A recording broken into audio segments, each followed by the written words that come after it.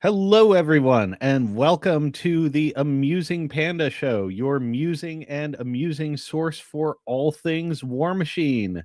This week, I am joined by my good friend Brandon Owens. We're going to talk about a ton of stuff tonight, including navigating the wild new meta we find ourselves in. Brandon, you got a chance to play in a tournament.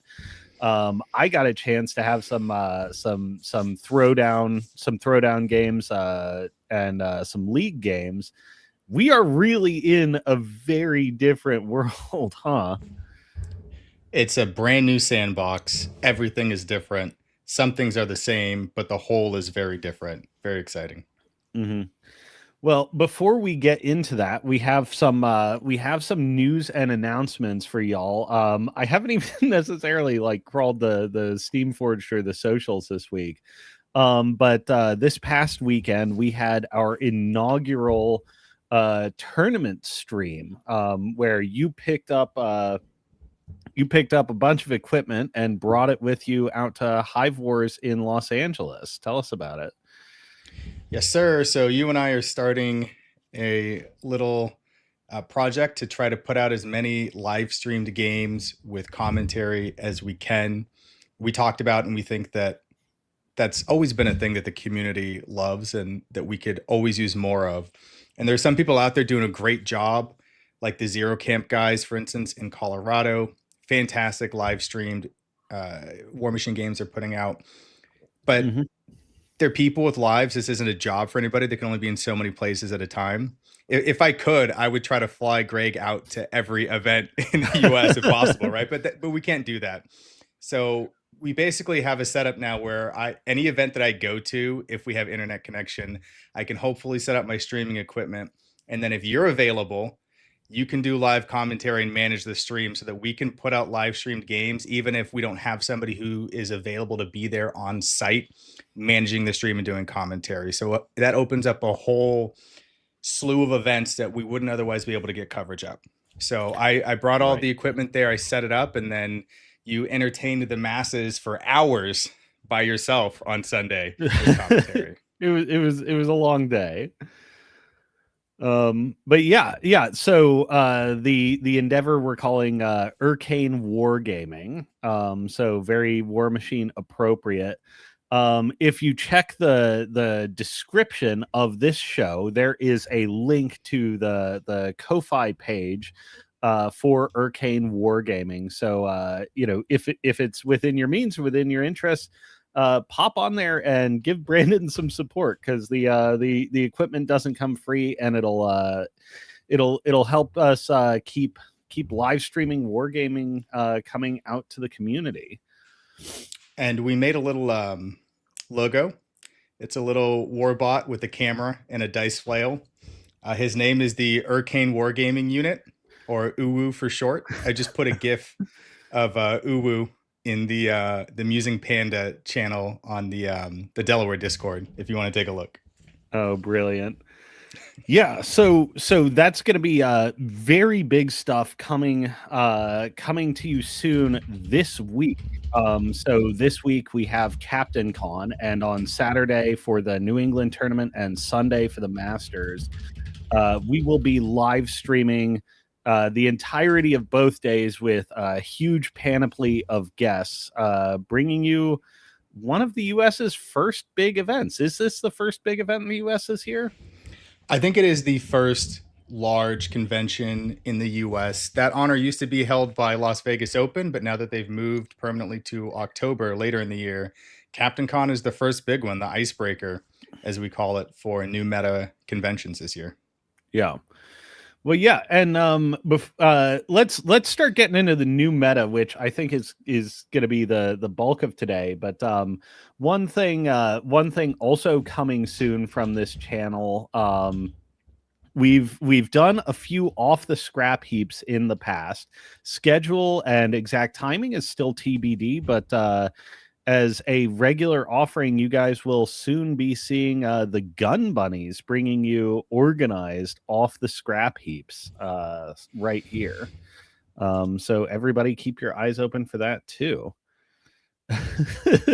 Brandon Pair Down Owens. You wound up with 2 pair downs this past weekend, right? Oh, did I really?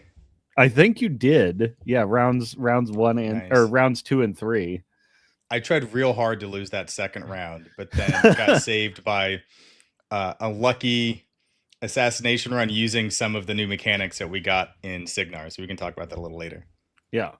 But let's pop open. I'm going to share a quick off the scrap heap here. Just to whet people's appetites. You know, where we are now with like a whole brand new game is it's hard to say what's good and bad, but there's been a lot of stuff that's historically, you know, not had a lot of consideration put toward it. So I figured this week I would share something that I've been teching around with for models that are certainly historically bad. And I've had the opportunity to actually play this. So Steamforge gave me Captain Firequill to spoil, and I was somewhat like, oh, I don't know. And then I've had a few weeks, you know, about a month to turn him over in my brain, and I think this guy has legs. So, oh, what do we got here? Should see if you can get Corey Chambers or one of the other CaptainCon organizers on the live stream. I think that'd be great. And then Spellrack says some of the Steamroller stuff has a lot more units in the scenario, so we may see more solos, new flag capturing update, SR, and more 40s. Yes, we will definitely be covering that. But yeah, just to cover real quick, Captain Firequill used to be a bit of a dumpster fire of a model, and one of the things that's happened to him is essentially the cost curve on all his abilities and effects has really compressed down. So basically your biggest expense item here is casting Black Spot when you feel like you need it. Otherwise it's upkeeps and cost 1 effects or boosting hit, boosting damage. This caster's 6 arc goes a lot longer than it used to. Obviously his feat is different in efficaciousness now, giving boosted damage rolls to all models, ranged attacks, and true sight. So backing this up, we have the one model with real guns in the faction. We have a king with the bulbous chomper now granting eyeless sight, and then a main gun powder cask. Actually, having played this, I still wasn't thrilled with the powder cask, even at its cheaper points. So I may try and discover a spare point to get a second main gun on there. Reef Troll, most importantly, bringing Snipe to Firequill to give him a very respectable 18-inch personal threat range. Virager for defense debuffing. Booty Boss for utility. Bunch of Fire Guardians because they are now channelers, enabling landing that black spot consistently, also giving range extension. This is another scrap heap model, the Pig Cannon Crew. Have you ever run into Pig Cannon Crews, Brandon? Yes, I have played against them at least once, and I've always thought that any momentum gun is highly valuable if it's not super expensive. This model has always had momentum, right? Mm-hmm. Mm-hmm. Has it changed appreciably? It hasn't. Just the game has changed. I guess it picked up amphibious, so basically all brine blood warriors. But yeah, who cares? But yeah, I think this model was slept on in the past, and I think it's probably in a position to come into its own. That's what I was going to say. I was always a little surprised I didn't see more of them. Yeah. Well, and at the cost point too, for having access to a range slam, like at range 14, POW 14, you really can't beat cost 3, which we're going to talk more about later. Yeah. So I'm running 4 in this list, 2 Pig Dirges, another model that has not gotten a lot of at range 14, lol. I think it's super good. Same as our Gunbore picked up momentum, and it's a scenario monster. Oh, that's good to know. Good advice out there for anyone picking up pigs. Yeah, the ability to apply ranged knockdown is just really big, and I think it's only going to go up in value. Agreed. Other models that don't see much historical play, the Lockabash brothers received some fairly heavy changes. most notably picking up unbreakable walls. So these guys are sort of going to be, I think, the anchor in a lot of Brine Bloods lists. Heavy rifle with snapfire. Rat 6 is so-so, but we have access to buff that to Rat 10 or 12. And there's the interaction between Black Spot and Snapfire is quite wild. Because you can have one of these guys fire into a Black Spot unit, pick up a kill, fire his Black Spot shot into something else, get his Snapfire kill, fire it back into the Black Spot unit, pick up another Black Spot attack, fire it out, pick up another Snapfire attack, fire it in. So, like, potentially you could have one of the Lockabash brothers wipe an entire unit on his own, and you still have 2 extra attacks with Snapfire remaining. And just so people know, if they don't know, the unbreakable wall rule is the rule that the initiates of the order of the wall in Protector used to have. I don't know if they still have it. They probably do. Mm-hmm. So when they're all base to base, they'll be armed 20. They can't be thrown, pushed, slammed, placed, or knocked down. So when they're there, and you have to kill armed 20 Sanguine Bond, which makes it even more wild because the only way to deal with these guys is kill one of them with your valuable attacks to reduce their armor. Now you can't do that. Now they're good to the last drop at arm 20, which is pretty crazy. Yep. And they're carrying native set defense, so it's hard to do in melee. And Fire Quill is carrying unit-wide bullet dodger in the form of High Noon. So, like, if you charge these guys with, like, a heavy or some other value unit, they may just be def 17 against everything coming into them. Yeah, they're not going to move because they don't want to. They just want to stay in formation, but they're going to sit there and make you spend all of your resources trying to dislodge them. Yep. And then obviously another great beneficiary of both Amphibious coming in and the High Noon defense buff. Marauder crew is quite survivable under Fire Quill. I had a unit of these guys running around at def 16, and they were a problem. Pig Galley crew to keep the King's Fury under control. Pig Shockers are another, I think, chronically slept on unit because they have always had Disruption and Electro Leap on their guns. Particularly in this list where we're rocking potentially 7 momentum shots between Fire Quill himself and the crit knockdown effects coming off the King. If you're against Warjacks, you can put them on their ass and force them to stay on their ass.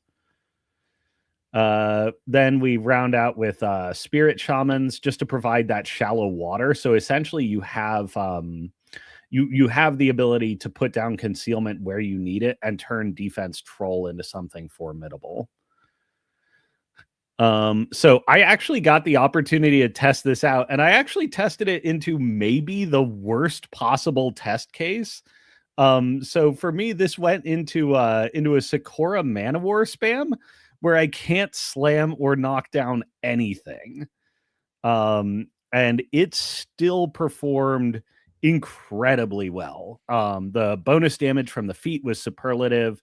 The Black Spot synergies, even against Manowars, still shook out and realized a ton of extra value. Like, this model contains so many overlooked Brine Bloods pieces that I think are just going to be hugely metagame relevant. So Cannon Crew, Lockabash Brothers, Spirit Shamans, Shockers, Fire Quill himself. Like, don't sleep on these guys. What a wild time we live in. Yeah.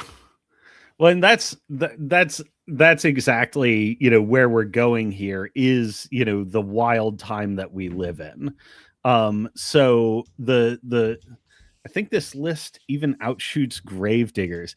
That would be a hard thing to say for sure, because Gravediggers, I don't know. What are your thoughts on that? Because you're running some quite shooty Gravediggers lists. I think this is in the same ballpark, but outshoots, I don't know. It's pretty different. The Gravedigger shooting is, I want to say, on the whole, more accurate and probably has more versatility involved than the Fire Quill shooting. But I mean, it's hard to say this early into the new sandbox, right? Who trumps who with what? Right. Well, and that's sort of the main topic for tonight is we're in metagame chaos. Like every time I have an idea, I try and sit down and build a list, whether it's for a caster, a unit, etc. And I'm looking at it and I'm like, so much has changed in this game. The Mat and Rat changes, the general rebalances, the niches that factions fill. Like Dusk is now an accuracy faction, for instance. They picked up a load of accuracy buffs. They got the least touched by the generalized lethality changes on their faction staples. Like, I have no idea where this whole new world is going, when I'm sitting on the toilet building lists or something like that. And we're going to be going to tournaments probably for a couple of months and thinking, what am I expecting at this tournaments? And the answer is, I have no idea. Producer Keith was telling us about apparently over this past weekend, Infernals were super dominant and basically only lost against Gravediggers. But when they encountered Gravediggers, they had 100% loss rate against them. Like, interesting. That's weird stuff. So like playing in chaotic times can be really challenging. And I guess the gist of this discussion is either predicting the direction that the chaos is going, or looking at even if one can't predict it, how does one at least find sure guideposts to navigate the chaos? Brandon, why don't you talk to me about your thoughts on all this? My general approach in situations like this, and by the way, it's not just new sandbox, new meta. It's also if you're just switching factions. And you obviously, if you're switching factions, you look out there to find what information people put out there, but everything is still new to you. So in these situations, everything you do is just data collection for the first, I don't know, like 30 games that you play, basically. And in a new meta situation like this, or a new sandbox situation specifically, we're all learning at the same time. So there's no like figuring out what are my best matchups here and there. Is this list optimized into this faction? That's premature right now. Like you can get some good preliminary ideas, but you are just playing, experiencing all the ways that your faction change and how it plays on the table, how everybody else's factions play on the table, these new models that are rising stars because of the update. What do they do? How does that affect the game? The new scenario packet. So everything you're doing is just learning. And so I say go into it with the most open mind that you can. You need to ditch all preconceptions that you have at the door, because the reality is many of them are probably wrong. And if you hold on to those preconceptions, it's going to limit what you can actually absorb from the new sandbox. And then you're going to be handicapped for the rest of the year. So like my number one tip on approach for this is it's all brand new. We're brand new. Just get in there and find out what things do and enjoy the process.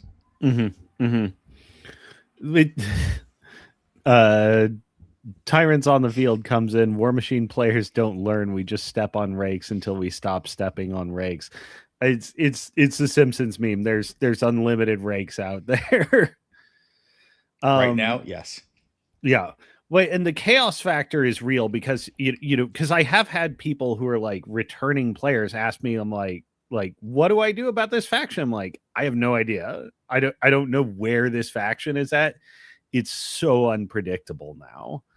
Like what are the gun profiles you're looking to defend against? Like, well, you can find early outliers like Kane or somebody like that, and start thinking about that. But you're not going to be fighting anything like a fixed or like rationalized field. And I think there are some things that about that can start to inform tournament prep, even if the field is chaos. You're going from seeing zero Thornfall to seeing a number of Darkhearth Thornfall coming in with the printable army. I don't think it'll make a splash until summer because we won't have the models. Yeah, I mean, I think it kind of dropped in the off season, but even Crucible Guard is going to be a big question mark too. But So if people are starting to look for guideposts, like where to start their building enterprises, where do you think are some starting places to look? Like for me, I think one of them is the value propositions on models that are disproportionate. But I mean, do you have any opening thoughts on like where you're looking in your own investigations? Yeah, so for me, the way I build my lists or my list pairs, I'm always looking for a strong generalist. And so if I'm picking a faction, and in terms of picking a faction, there is no guidepost. Just figure out what you want to play because everything has a whole bunch of different options to explore right now. So pick a faction. When you pick that faction, look at the casters and try to figure out which one does a strong thing that can be broadly applicable, Hmm. but isn't so niche that if they can't do that thing, they lose, right? Hmm. So if you look at a faction like Gravediggers, you can look at Alistair Kane. He's the one that stands out to me because he does a number of things very well that you can just build a list around and be happy in so many matchups. And one of those things is that he still has his own personal output, but now it's better than it was before because he's reload infinite because he got a complete rework. So I think, for instance, a hallmark of 2026 is going to be casters that have a personal impact on the game turn over turn, as Hmm. opposed to casters that just sit back and support. Like I think we're past the point of a caster that sits back, casts Carnage, casts Silence of Death, uses a feat and says go.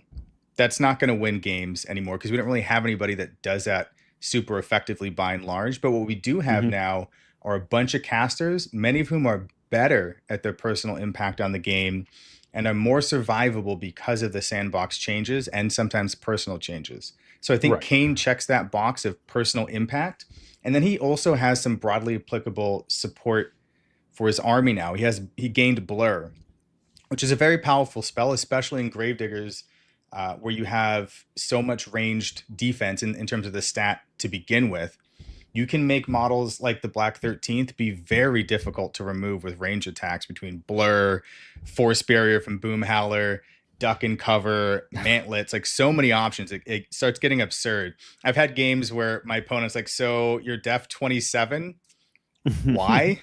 I would have stopped shooting you at def 20. Like, why are you def 27 with two sources of blast resist? Now I'm like, just making sure, right? Right. I don't want you to be able to roll triple sixes or hit me without rolling triple sixes. So here we go.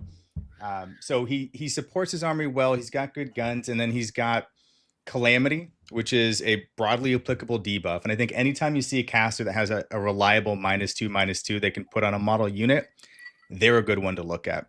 Hmm. So yeah, I think you look at personal impact and just somebody who is broadly able to survive while doing that and do some kinds of support for their army, and then you can build around that. Hmm. Right. Yeah. And what you say about casters not being hit by the lethality buff, and not only not being hit by lethality debuffs, but often benefiting because the appreciable value of their defensive stats have gone up. There is less things that can tangle with them. I think you're right that high business casters or casters who can mode switch into doing something, very, very aggressive are going to be incredibly strong out of the gate and strong persistently over the year. As a counterpoint, I think of Athena DeBarro, who picked up a suite of abilities that in years past would have made her like a godsend to any faction she's in, because she's sort of that perennial, like, I cast my buffs and I defend and I support things. She's got blinding light, she still has defense formation, she can hand out blessed and magical weapon. She's got all this stuff, and you look at her and like, but she's not doing any work. Well, I disagree. I think blinding light is a very active interaction with the game. So on basically every turn, you're looking to probably cast blinding light at least one thing. So she's contributing by casting offensive spells, again, as opposed to the I cast Carnage, I cast Silence of Death, or whatever passive buff/debuffs and just sitting somewhere safe. Mhm. She's hunting things out. She's channeling spells. She's probably shooting her gun every now and then because her gun now has lightning generator, right? But It mainly it just is like wee little baby ranged though. it is. But like I think casting blinding light and shifting your buffs around is going to be active enough. And she's going to be standing in some places that feel kind of aggressive in order to apply her feat. And she's got the stats to do it quite often. Mm-hmm. Mm-hmm.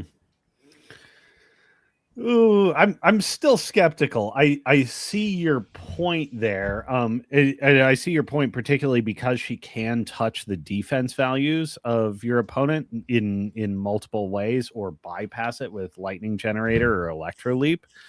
Um, yeah, and she's probably not as push button as they come, but I am like she's not the first rising to my attention. You know what I mean?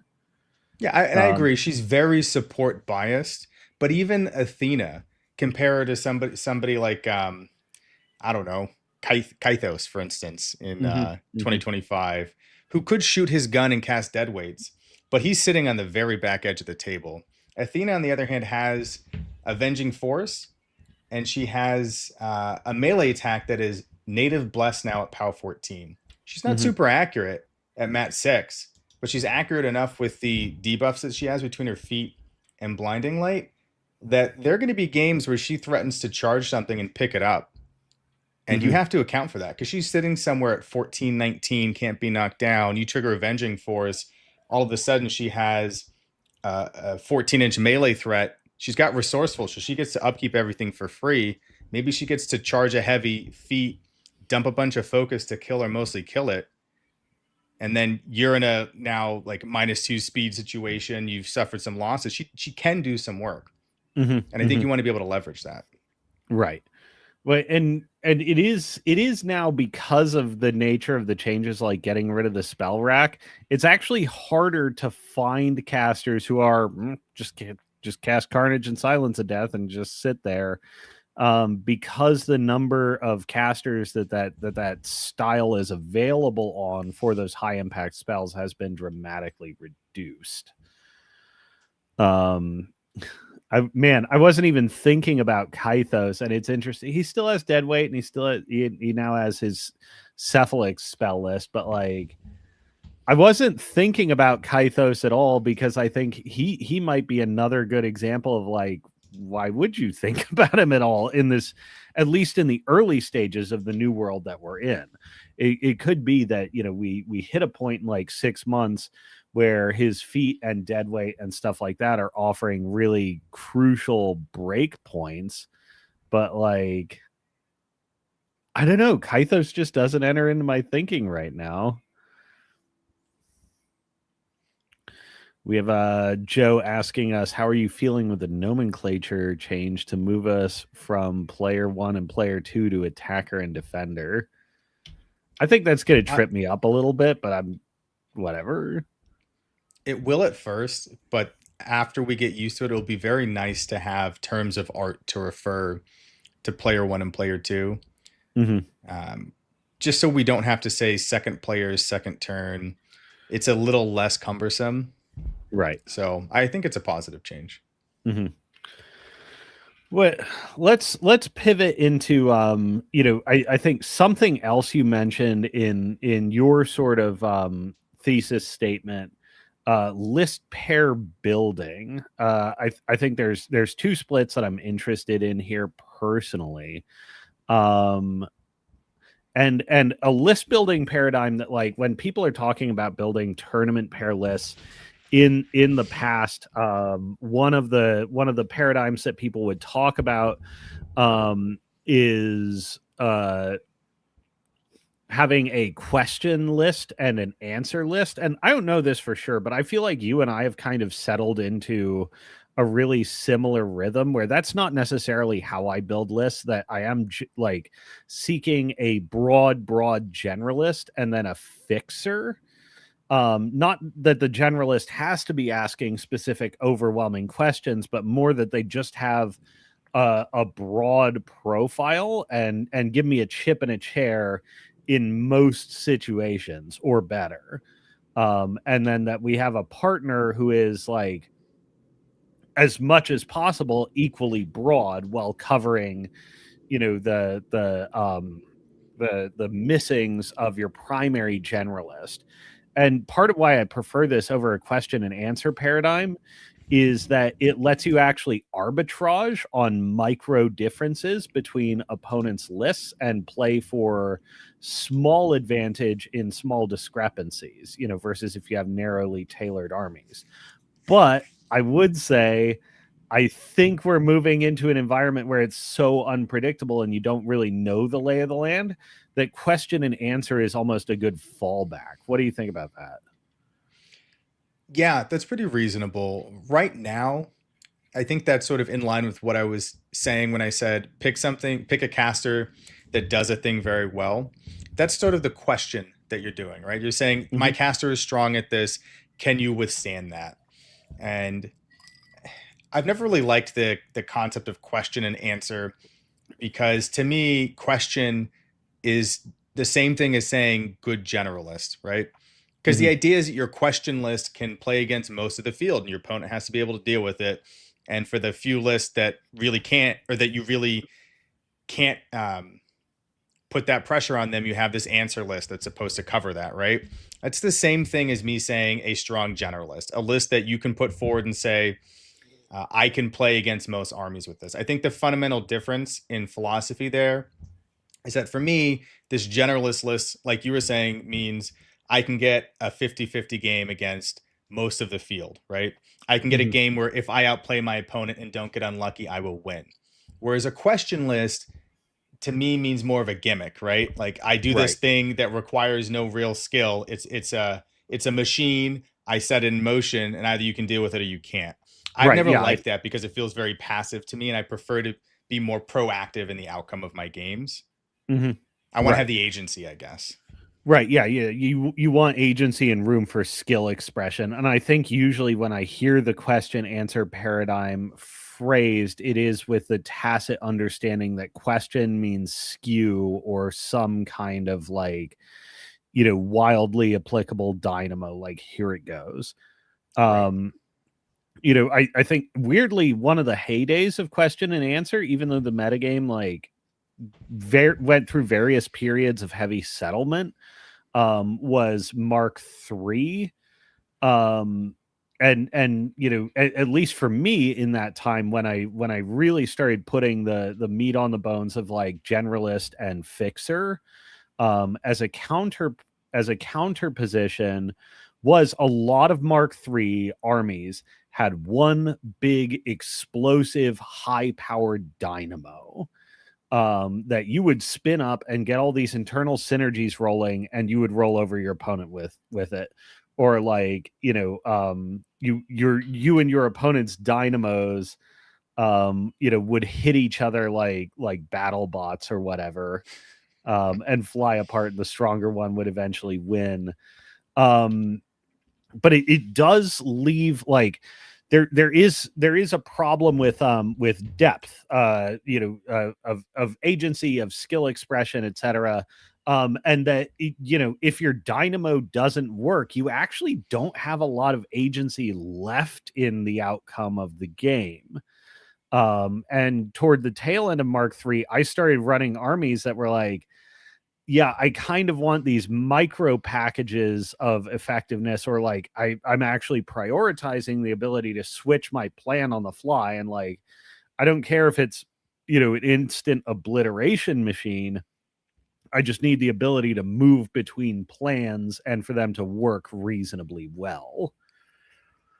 Right. And I sort of got the sense like from what you were playing with like Ass Mountain and Lucas, and you know what some of the other top contemporaries were playing, like what Brad Park was playing in Minions, or what Marcy was playing in Circle. Is the metagame was often widely defined by these dynamo lists, but that the stuff that was winning was moving toward that like modular configurability and making sure you always had agency. Absolutely. And I think the Ass Mountain Lucas pair that I was playing is a great example, because the Ass Mountain list was 100% a question list, right? Like it was more versatile than I think a lot of people realize on first glance, but Sure. it was a skew list. You have all of these boxes with very high armor against shooting, and it's asking the question whether your opponent can deal with them before they get run over. Very classic Meat Mountain style of list. That was not my most played list. I only played that list to cover bad matchups for Lucas when I had to, essentially. The Lucas list was my most played list. It was the event winner for me, and it was 100% just very strong support and powerful modules that you could reconfigure however you need to in order to win a given game against a given threat. And I think that's where most of the strength comes in 2026 in Warmachine, is by building lists that have those reconfigurable modules that you can apply to any situation to overcome it, rather than the skew lists. Right. Right. Yeah. Yeah. I mean, I think back to one of the earliest streams on this channel was me and John and Chris talking like trying to put words to the concepts of modules. And, I had a whole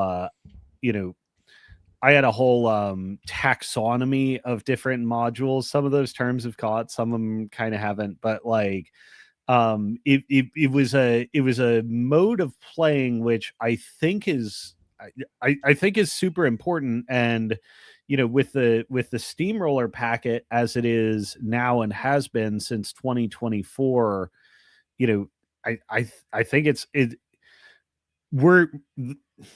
the Wild West we're in is going to be, I think, a few months of people trying to uncover crazy dynamos.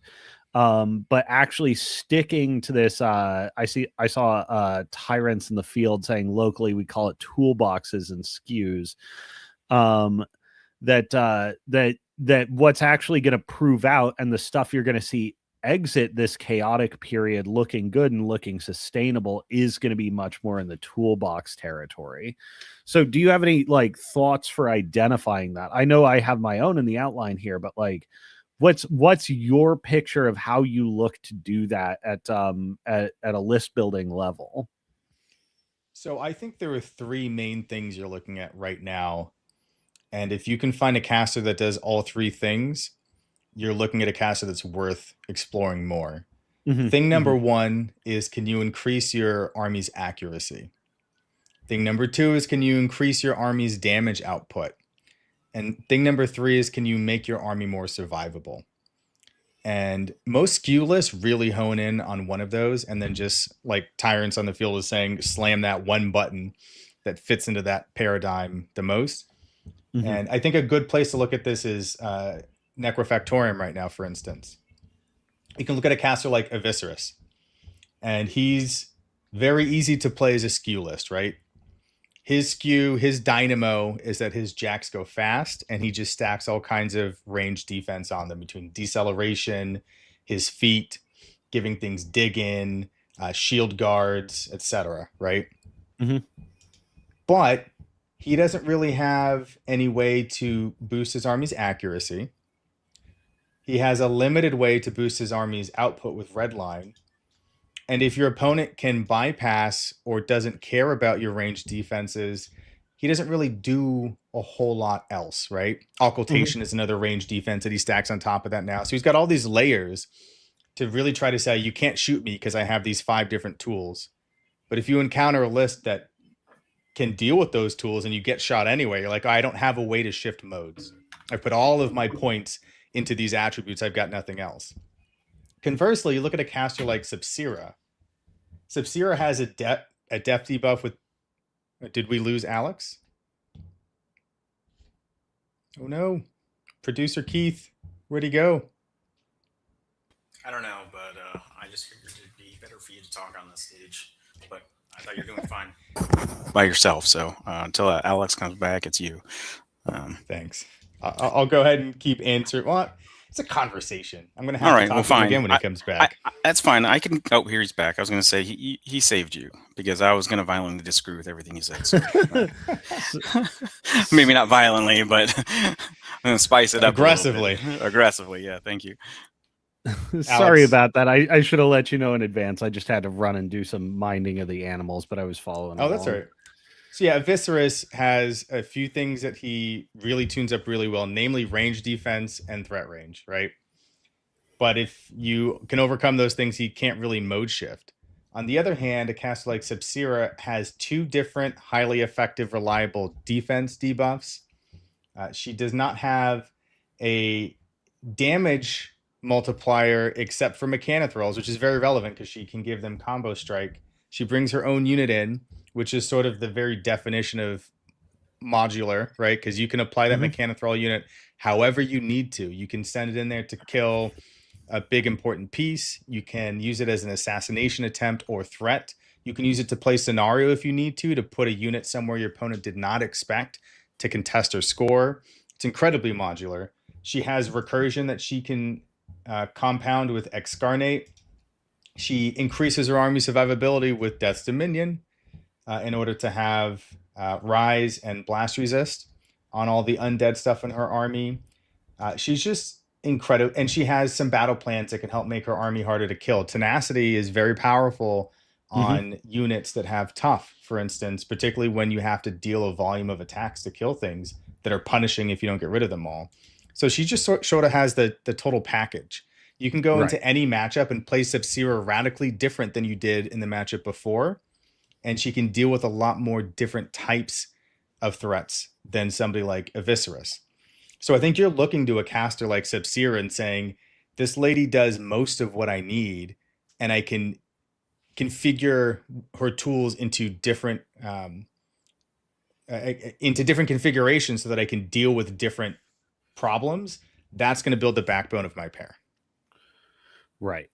Man, it's Viserys had the world to gain, and it didn't necessarily come through for him. I mean, I think you're right, like that the game. So there's an alternate mode where you actually in some circumstances can want a caster who by and large doesn't care what's in his army. But I think you're right. It's like first level looks. And I think sort of why Viserys has struggled in the past to maintain any kind of metagame relevance is like he's so obviously all in on one plan. And he kind of remains that way. Versus there are casters who like a lot of people, like another example, people often shit on Hazaroth, saying like, oh, he can do this thing and that thing, but he kind of can't do everything at once. And like, all these things make demands on his focus. It's like, yeah, but Hazaroth only ever needs to do one of these at a time. And in fact, in a given matchup, Invocations of Dust or Shadowmancer or like Shadowmancer and optionally Escort, and with any of those, his healing feat like is probably only going to be one of those that's relevant most of the time. And if you're successful in killing down a certain portion of your opponent's offense, or a certain other portion becomes more relevant, you have the option to change on the fly. You can go with, I'm going to lead with cats that you simply don't have the volume of quality attacks to kill, to, okay, we're switching partway through the game. The cats are going to peel off to the side, and now I'm going to be fronting with a bunch of stealth heavies that are faster than you and kill chaff very quickly, and you'd better kill them all or they will be full health. Versatile casters don't have to do everything all at once. And in fact, if your caster has a deep bench of tools where they're, as long as it's good, it doesn't necessarily hurt them to leave, to leave tools unpicked up until they need to. I suppose to give a full contrast and contour to this, I think the opposite of somebody like a Hazaroth or a Sepsira is a Buck Hasker, who has all these amazing tools, but doesn't have the resources to pull them off all at once, and probably is not terrifically relevant if he's not pulling off most of them. Where do you think Buck has landed? There's answers. I hate. They're 3-0. I think they won an event. Buck Hasker had a list this weekend that won all 3 of its games, and Buck Hasker is just fine. I hate Buck Hasker right now.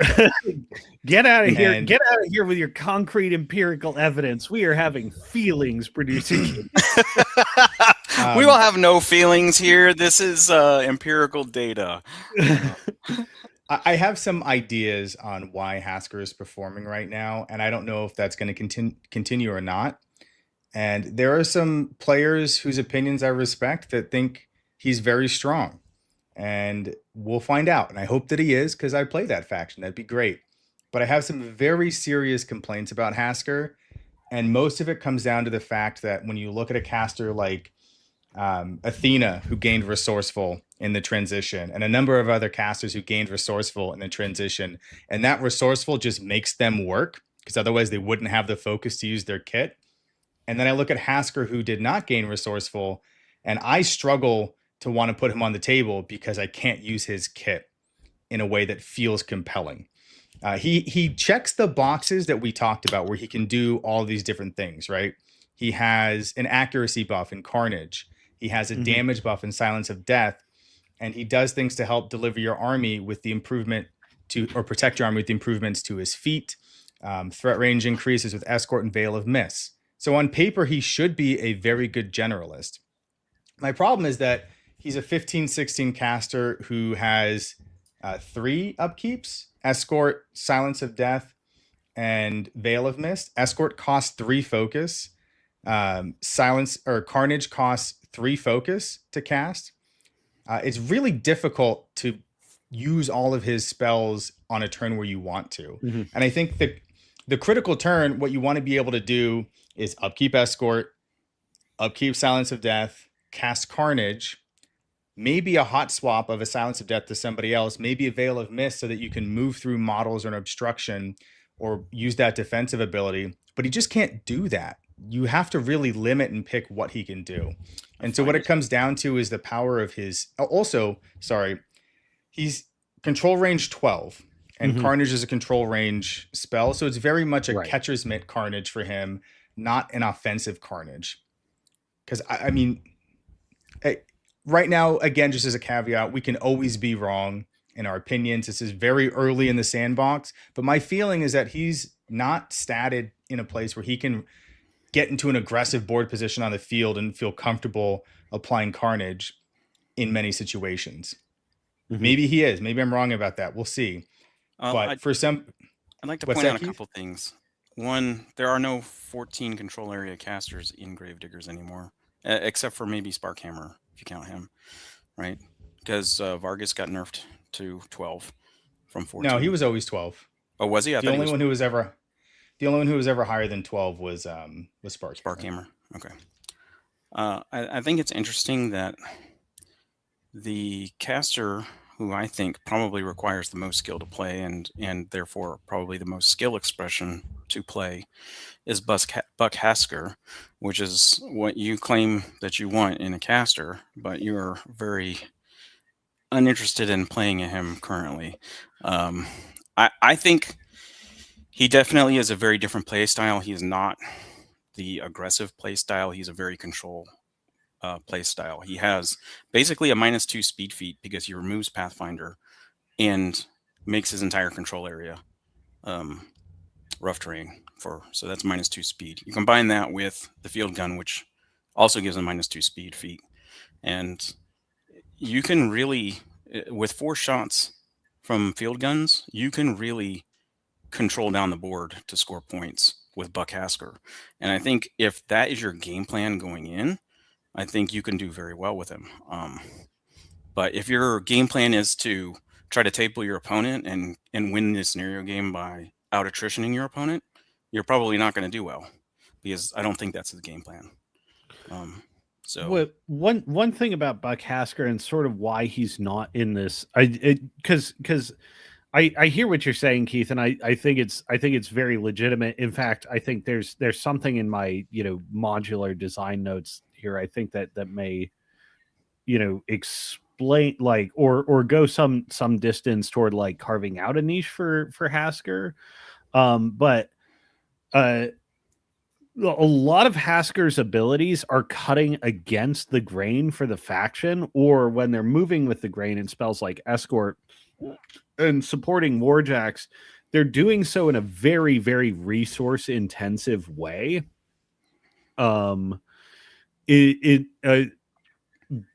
Because either what he is doing is supporting models to do something they don't inherently want to do, or channeling efficaciousness into your most expensive outlets. Those outlets may be very good, but like, man, the commits, like, it seems to me like Buck is just making nonstop hard commits. You know what I mean? I feel like. Go ahead, Keith. No, you go ahead.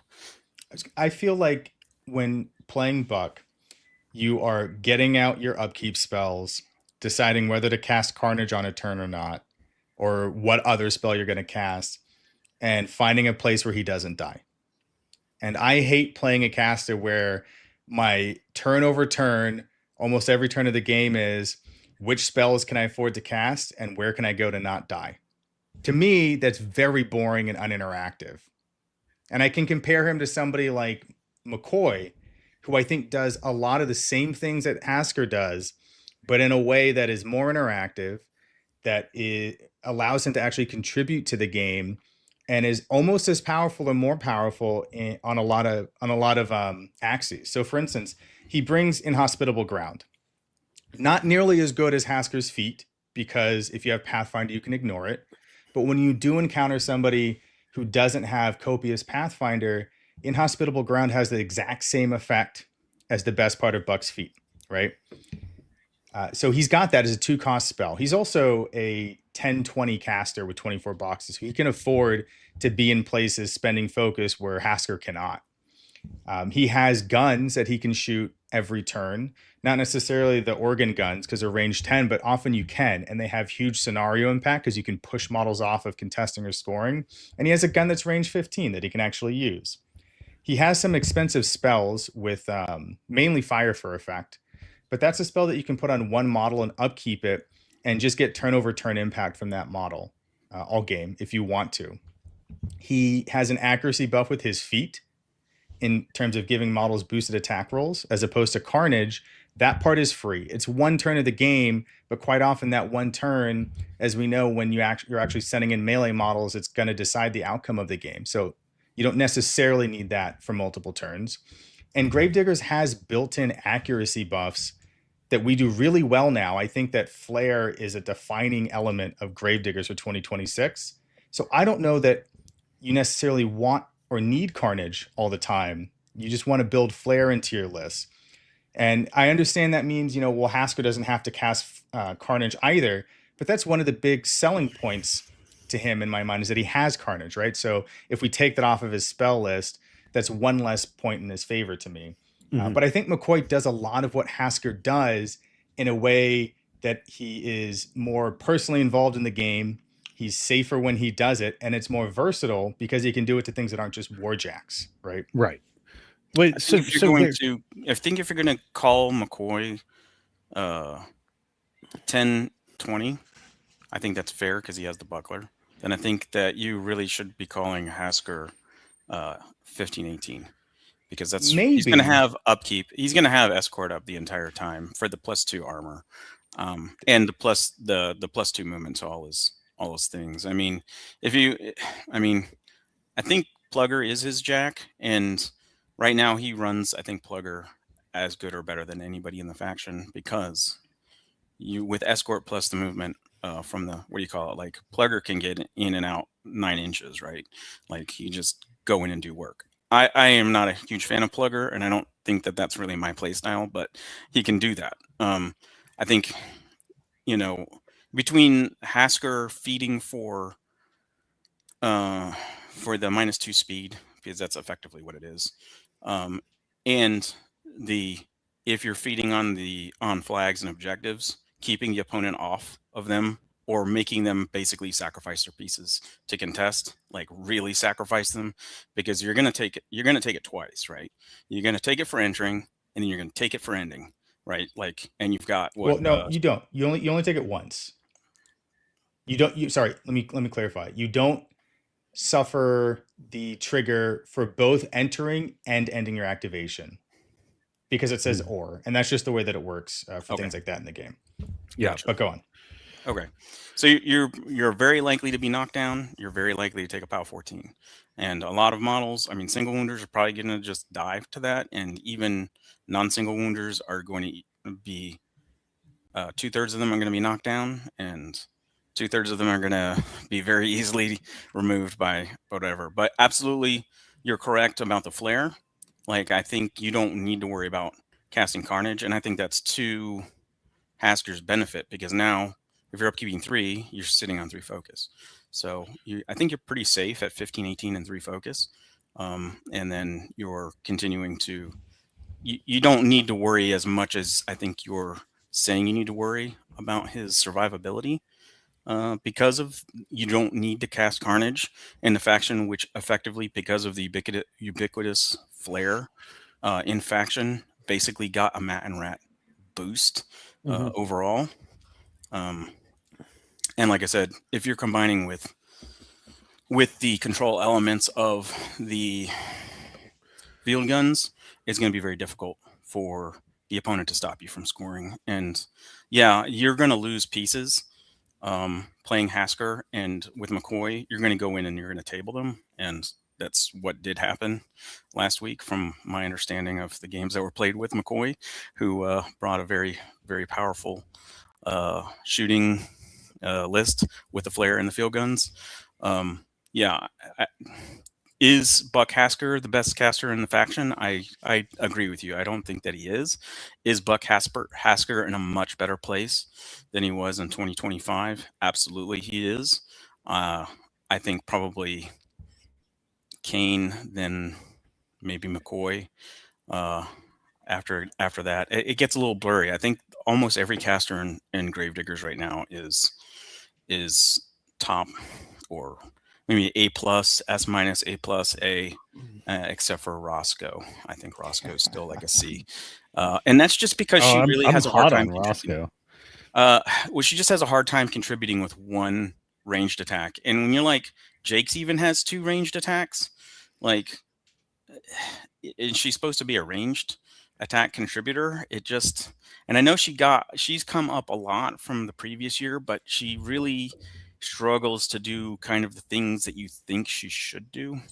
But I think also her feet, being able to make melee attacks with her feet instead of only ranged attacks is a big deal as well. But she could do that before. Oh, was it melee and ranged? Yeah. I thought it was only ranged attacks before. No. Oh, okay. All right. So I have thoughts on this, but real quick, I want to answer Angelic Demonic Evil. Off ask, does his feet trigger things like Shifter? The answer to that is kind of not. So just real quick, like I'm gonna do a video on read the rule book. I really recommend everybody read the rule book and do like accustom oneself to doing, strict textual analysis. So Lupine shifted: when this model replaces a disabled model, this model is not considered to have entered an area and does not trigger effects triggered by entering this area. So a shifted coming in the area of a mine does not trigger it, but the mine also doesn't trigger the spawning of a shifted, because when a friendly marked model is disabled by an enemy attack or as a result of a continuous effect, blah, blah, blah. Mines ain't either of these. So the answer is like no, but also not in the way that you'd hope the answer would be no. Just returning to Buck Hasker, I think a symptom of things being a new sandbox is that there is an effect which commonly hits the game. One of which I think is actually going to wind up being Buck Hasker's long-term sin, is that experimental metas skew toward elite low model count armies, and those I think are going to continue to have problems competitively in Warmachine. They've already had them for a while, and I think it's going to get worse.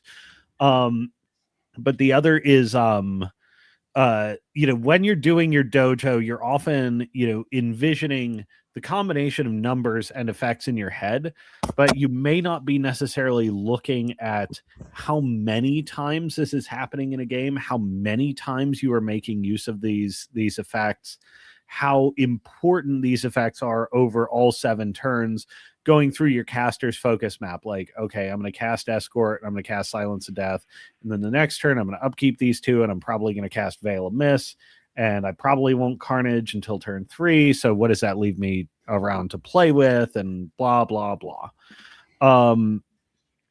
So a lot of effects, like, there are some effects that in dojo land people will overrate in their minds because they're very easy to overrate. One of which is threat ranges. The ability to go fast usually only matters once, sometimes twice in a game. And if you pay a lot of points into going fast, you're paying a lot of points into an effect that only happens once meaningfully. Which is setting the initial engagement. In some late game situations, long threat ranges do give you the ability to pivot theaters of engagement very quickly, but that's actually kind of rare. Further with Carnage's high cost and with Buck Hasker's like not great focus expenditure map that he's essentially constantly resource strapped because he's upkeeping or casting quite expensive spells. Actually, it could be Carnage is just a 1-turn cast for him. So we're looking at some differences. Like Escort is an all the time speed buff, which models like Plugger actually really, really like that always being on. But in general, speed advantage typically only matters once. Versus McCoy, who is bringing the speed advantage precisely once, and he's bringing the equivalent of a Carnage cast in terms of your offensive hit values precisely once. But let's be honest, Hasker is also probably only casting Carnage once. So you have to look at the number of times these effects are going to come up and think through the rhythm of how a game goes. As it is, I think, I could see Hasker coming out of this being good, but as it is, like, him and McCoy are really similar casters in a lot of ways. And it's not worth no consideration that even though Hasker only brings the speed and Carnage once, that he does so at the cost of 0 resources. Where if Hasker's doing it, it's at the cost of all his resources. I want to piggyback on this, Alex, because there's a third caster in Gravediggers who is also eerily similar to these two in terms of these kits, and that's Sparkhammer. Mm-hmm. Also has Inhospitable Ground, can do it on a 16-inch control area. Also has a model unit damage buff with Electrify. Does not give you remove from play, but gives you some other sweet benefits on top of that. Also has a speed buff for his battle group that is far better than Escort in terms of mobility, especially because he can cast it for 2. The thing he does not have is access to Carnage, and he does not have any defensive abilities for his army. But like I was sort of touching on before, I think 2 of the defining characteristics of Gravediggers for 2026, they bring their own accuracy buff, caster agnostic, in Flare. And I think if you're building a list, you should be putting sources of Flare into your list. And 2, we have some pretty caster agnostic strong tools for boosting range defenses that you can apply to everything.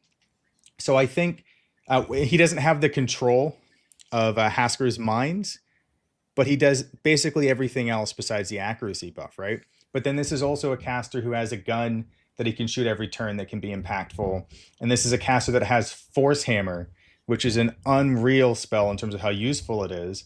Mm-hmm. And it's also a caster that has Jackhammer, which is another type of damage amplifier, essentially, because you can get extra attacks out of a Warjack and also can give you potentially extra threat range. Like you can send I think Beaker and a Valiant close to the same distance. It's like 17 inches and 16 inches for jackhammer threats or something like that. So very far, right? So you I think can also if you're- send Plugger in advance, have him charge, can maybe sprint. tee off some killing spree, and then sprint forward. Yeah. Plugger's up or max end, top end is essentially infinite with Spark Hammer in terms of how far you can get him for a jackhammer threat. It's all a question of what you have that you can step ladder off of to get there. But the point is, he's very similar in terms of the paradigm that Hasker brings without the control elements of his feet. But then again, Force Hammer is a control spell. When you use it that way, where you can reduce your opponent's threat range for key models by slamming them backwards. You can reduce their focus efficiency or fury efficiency by knocking them down. You can push them off of scenario, right? So he does a lot of the similar things, but to my mind, he's more versatile in how you can do them, and he can contribute every turn in a way that it doesn't feel like Hasker can. This is my initial evaluation. I would be stoked if I'm wrong about Hasker, to be clear, but this is how I feel about it right now based on my limited play experience and my reading of the cards and other cards in the new sandbox. I just, like I said, Hasker's a very different style of play. If you are interested in attritioning your opponent down, then Hasker is probably not the right tool for you. If you are interested in controlling down your opponent for the win, then Hasker is very much the right tool for you. And I think one of the great things Gravediggers came out of 2025 with a huge W.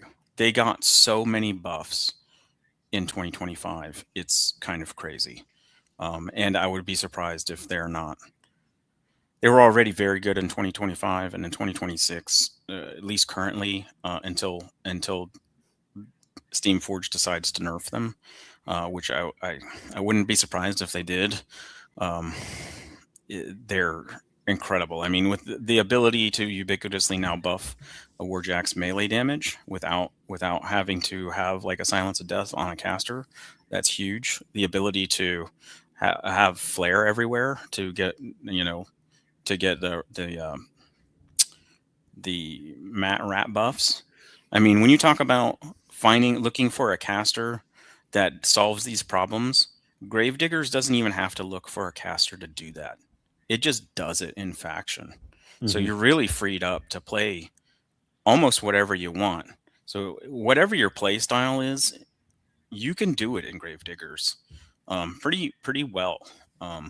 And they just have a very good variety of things that they can do. And like I said, the only person I think that they did come up a lot, but didn't quite come up enough is Roscoe, because she really wants to shoot that gun, but she can't do.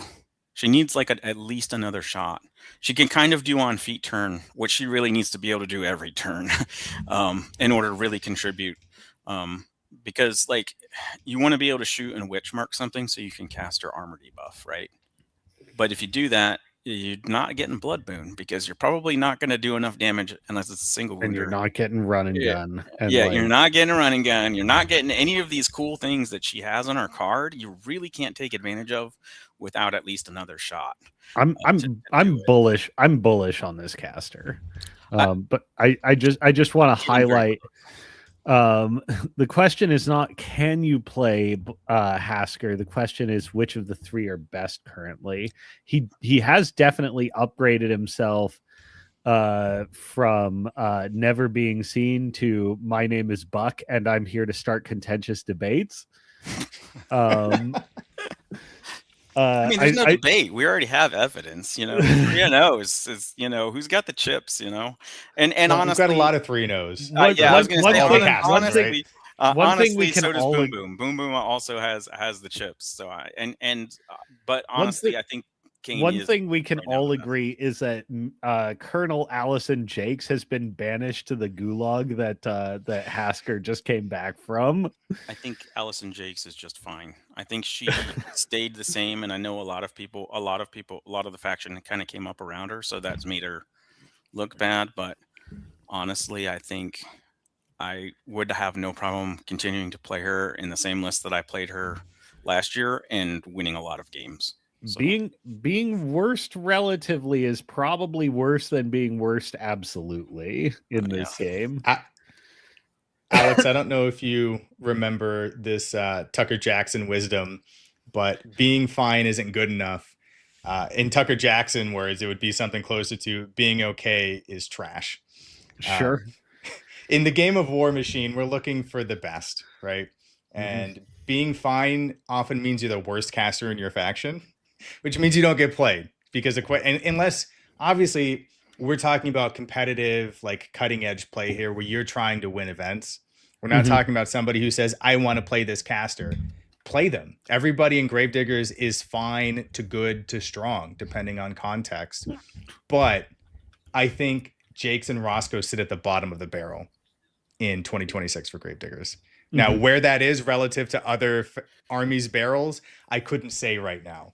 Sure. But they're the bottom of my barrel, which means I'm not playing them. That's fair enough. I mean, and I would. I'm surprised you didn't put Buck below Jake's. To be honest with you, so my thing with Jake's is she's got this defense feat, and that's basically the best thing about her now. I mean, she's got synergy, which is really good for reduced lethality, but she also got failsafe, which is pretty damn good. I mean, failsafe is objectively worse than Arcane Shield most of the time. I mean, not just in general, because you can only put it on Jack, right? Oh, yeah. And it's only 2 armor. And your movement never goes out, and your shield never goes out. Yes. Chasen is an awful spell. If they'd given her Repudiate, she would be a caster I was considering playing. But they decided to stick with Chasen. God help me, I don't know why. It is the most awful upkeep spell in the entire game. It is almost useless. Alex, you remember the one time I used Chasen against you? I've watched you complain about having to cast Chasen because you needed to take it because you needed it for the matchup to be okay. And it never once felt good to cast because not only do you have to hit on this range 8 spell in a faction full of @6 casters, you also have to damage on POW 12 versus an arm 21 colossal. It's a 4-cost spell. And the worst part is, yes, it is. As a Gravediggers player, when do you need to cast Chasen? We don't typically need it to remove a defense buff because we're accurate enough. We don't typically need it to remove something like admonition or those kinds of upkeeps because we can engage things effectively at range. We need it to remove an armor buff. What is the one thing Chasen cannot do? Remove an armor buff, because there's no way to give your spells blessed. So you're trying to remove an armor buff from something because its armor is too high for you to damage effectively with a spell that is POW 12. With a POW 12. With a POW 12 that even if you're raw dogging the hit roll, every cast takes half your caster's stack. To be fair, the armor buff that we most need to remove is unyielding. And that can be removed just fine from Chasen, typically, because it's not going to trigger. It's unyielding. I disagree with that. Fortify. Like, if you fail to remove both, you're so done.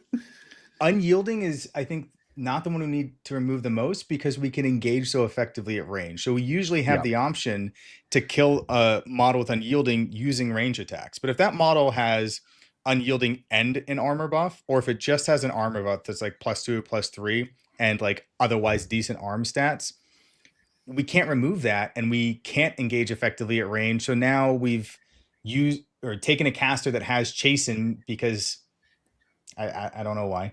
And we don't get use out of it. So we still don't get to kill the thing. Right.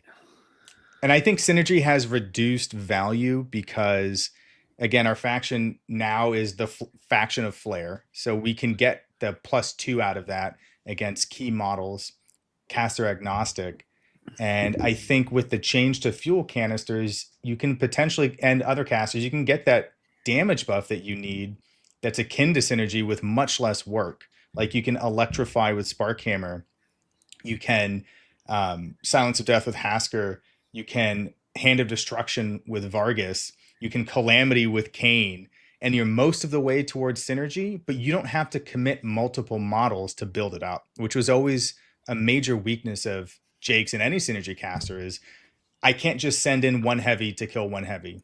I have to send in one heavy plus at least 2 lights to kill that heavy. And that's a much worse proposition than these other forms of amplifying a model.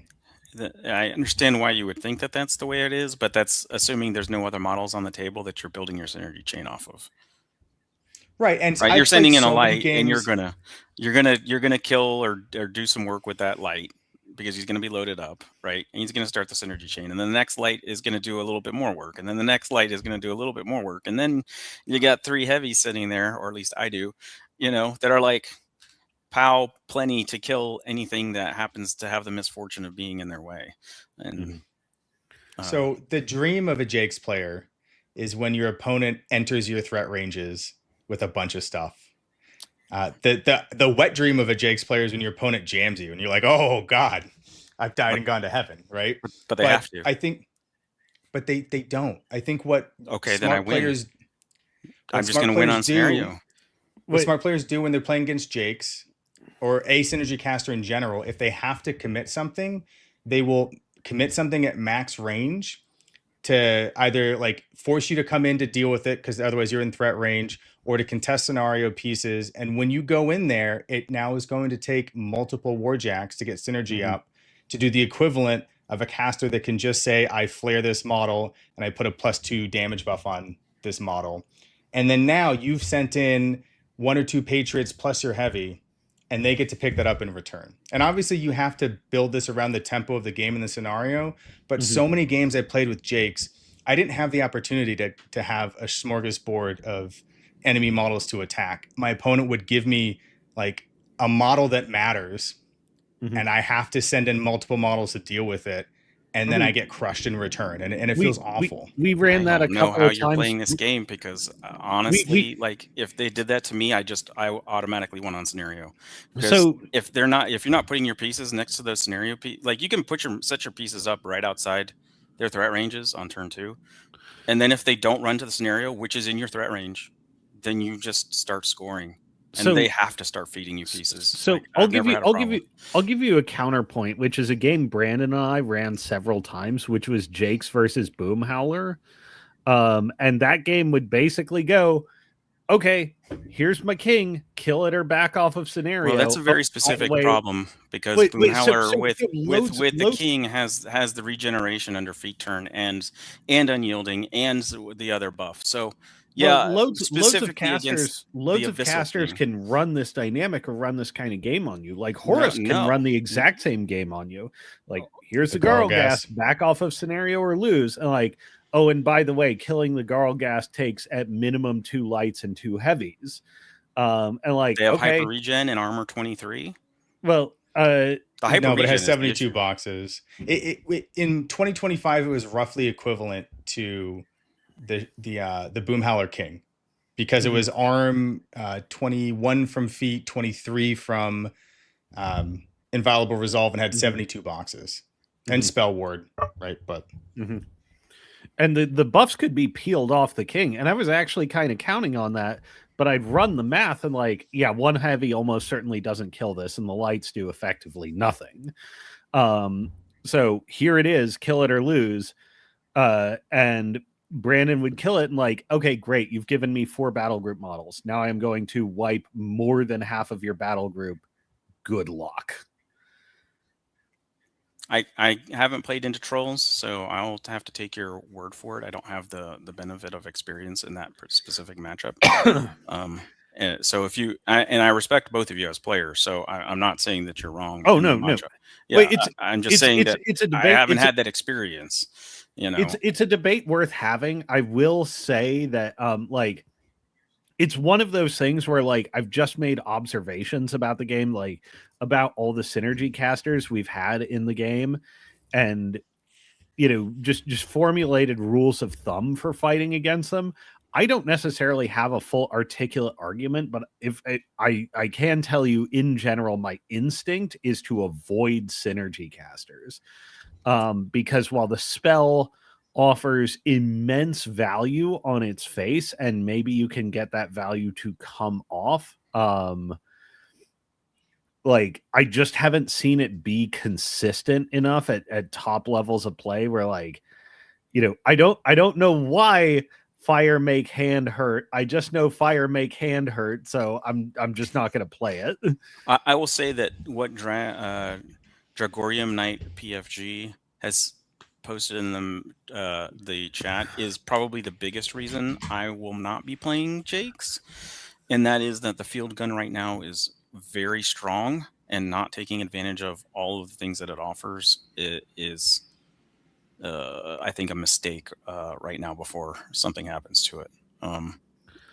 And I can't afford to put field guns in Jake's and be able to build this energy chain, right? Yeah.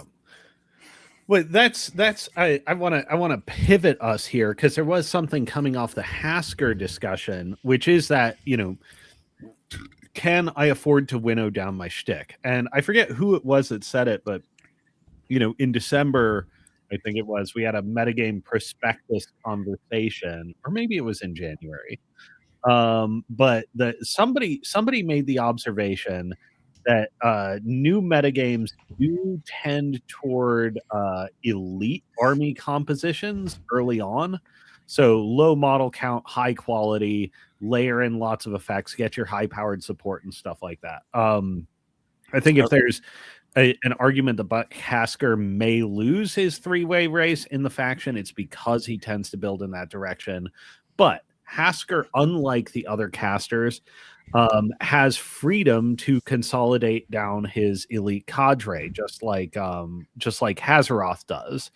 Hazaroth doesn't seem like it, but he's actually a great home for a super junior, because it turns out you get like 90% of the value out of Invocation of Dust out of just having like 2 units of cats. You know, beyond that is gravy. He can kind of support it, but most of his support is best used on 2 units of cats. Hasker, I think you could go down to a relatively smallish battle group and like 1 unit he's trying to squeeze juice out of, and then run somebody like Magnus and Invictus. You know, if we're returning to having a layered, modularized army plan, you know, to survive the chaotic metagame and figure out what's going to be good going forward, I think finding room for super juniors is actually going to be a wise investment of time and resources, to where you can run a 90% of the way there army for 80 points, and then put in a 20-point model that adds 30% efficaciousness.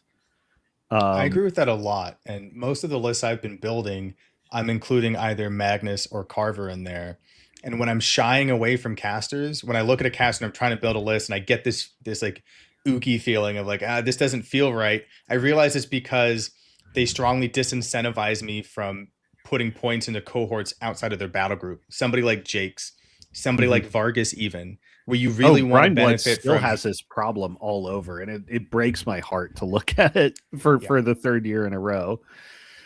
Sorry. So like McCoy plays one of the super juniors really well. Kane obviously plays them amazingly, and Kane can run all 3 to his heart's delight.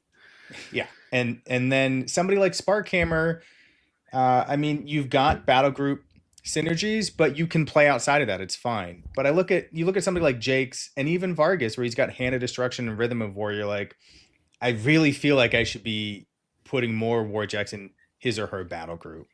And I'm not saying that's bad, but with how strong Magnus and Carver are right now, I think it's a point against those casters. Mm-hmm. I would like to say that a really good Warmachine player said that there's a lot of elements going into list building, and when you're making your lists or figuring out what you want to do with your list, you want to consider you know, the elements that require you to win, which is how are you going to score, how are you going to use your time, and I don't remember what was the last one, Brandon. I think there was one more, since you were the one that said it. In any case, having a very small elite group or a low model count army absolutely can allow you to win on the time aspect, because you're making a lot of high value attacks and you're removing, ideally with good targeting choices, the opponent's ability to give you good reprisal on those high value models that you're using. So the lean towards those high powered, low model count elite units, models, lists, is not something I think we should see go away, because given the time constraints of the tournament, being each player has an hour, you're really incentivized to choose very wisely and very carefully which models you're bothering to make attacks with. And, this is a lesson that was first pointed out to me on watching or being a part of one of the casts that Brandon was on of this show, that really hit me hard, and then immediately reinforced by Erica, because we went to a tournament the next day and she had said something to Cass along those same lines, that I can't afford to waste my time making attacks over on this side of the board, because I'm not going to get any value, and my clock's going to run down. But there's a huge value in making kind of smaller lists with the modules. And to your point, the journeyman warcasters really allow you to kind of have those elite units, elite forces to hold down a whole side kind of by themselves. I think Magnus right now is in a very good spot. You also mentioned Carver, so I can only assume that you have some tech with Carver. I mean, obviously Kane runs them very good because you get the -2 armor and the -2 defense, which both helps his Mat and Rat, or his Rat and his POW, right? And I'm sure there's others that do similarly. So running those elite things, or even putting elements in your army that are chaff to force your opponent to remove them, are good elements of list design that can be considered. So I agree with all that. Yeah.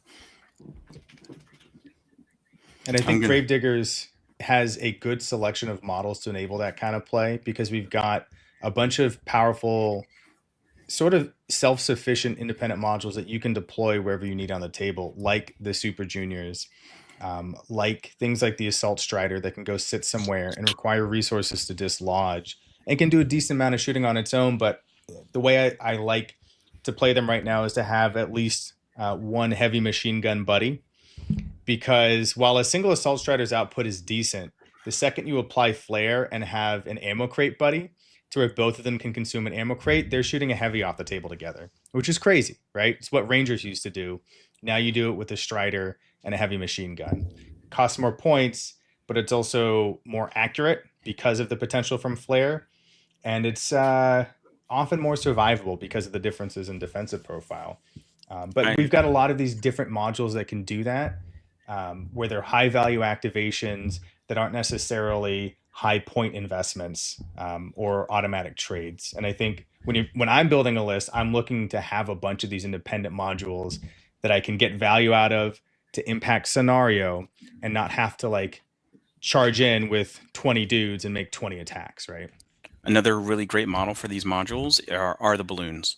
The balloons at the 10 and 12 point, you can really do a lot of work. They've got great defensive capabilities in the reposition.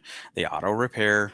They have much more valuable attacks than you would initially think that they would. And they can move in and out of the scenario zone with a 120 millimeter base. You basically have an extra kind of 5 inches. You can kind of be 10 inches away and still be on the scenario, right? I agree so much with that. The Sky Raiders I think are going to be a staple of Gravediggers pairs in 2026. I don't think you'll see them in every list. 11 points. Damn. No. So this is Gravediggers. They're 10 points. 10. Jeez. We get to source helium or hydrogen, whatever we put in our balloons, cheaper than everybody else because we use a lot of it. I don't know how it works, but our defining characteristic is they're 1 point cheaper. That's pretty dope.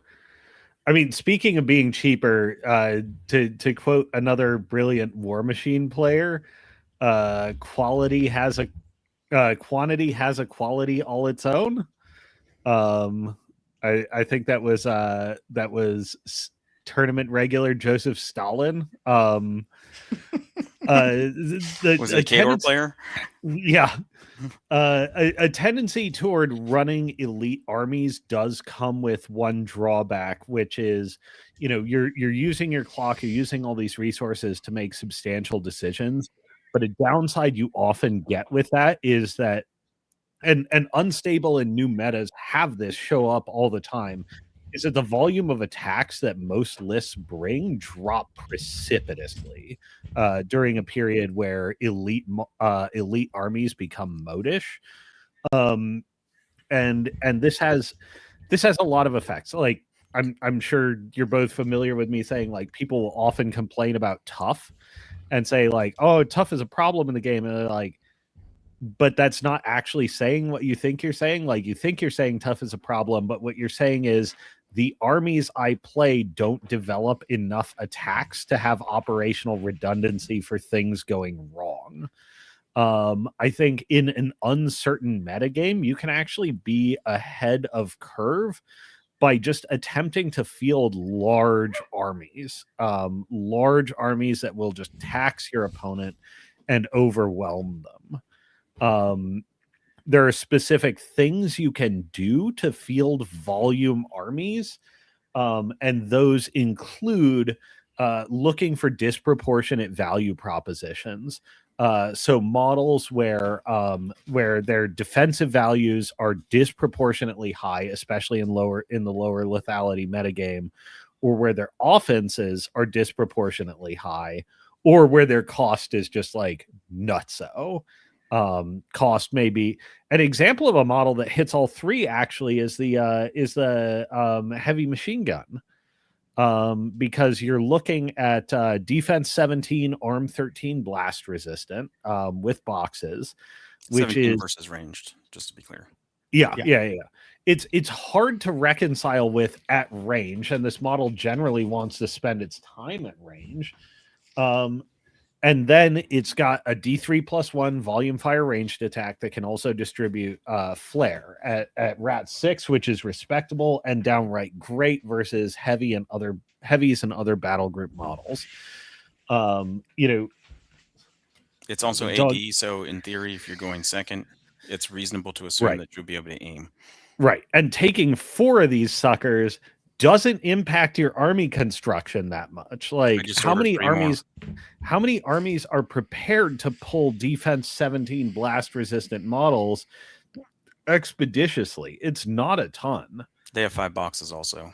Yes. And you can use med crates on them. So if your opponent does have some tools and you're like, I really want these models to survive, you can put 2 of them base to base, apes together strong, and put a med crate right behind them. And if they don't have the ability to see through those models, they now have they're now a hermit, right? Like, they have 5 extra lives before you can kill them.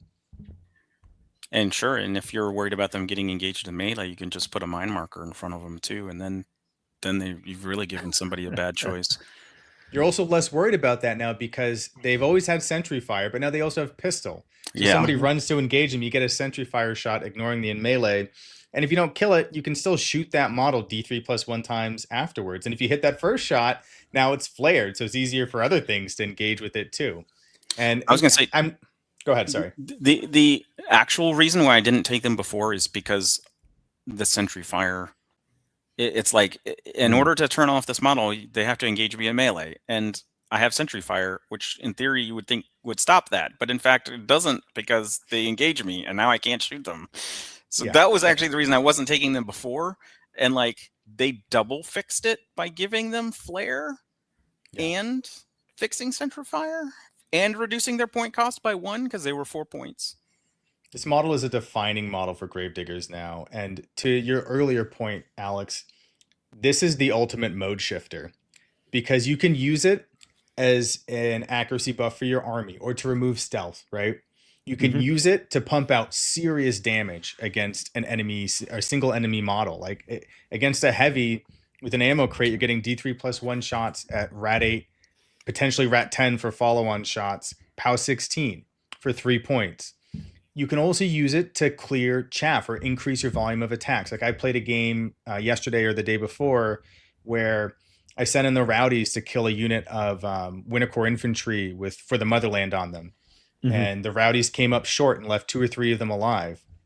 And I had a heavy machine gun that I was planning to go shoot at a heavy or something else with, but I was like, all right, I guess I aim here and shoot I guess at I these need winter to core. kill that freaking flag.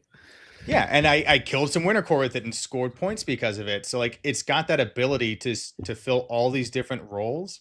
And I said this before when the faction came out, like that is a hallmark of Gravediggers, is that kind of versatility. And these models exemplify that now more than ever. Yeah. Another place to look in disproportionate value propositions, and I think I showed it earlier when I shared my Firequill list.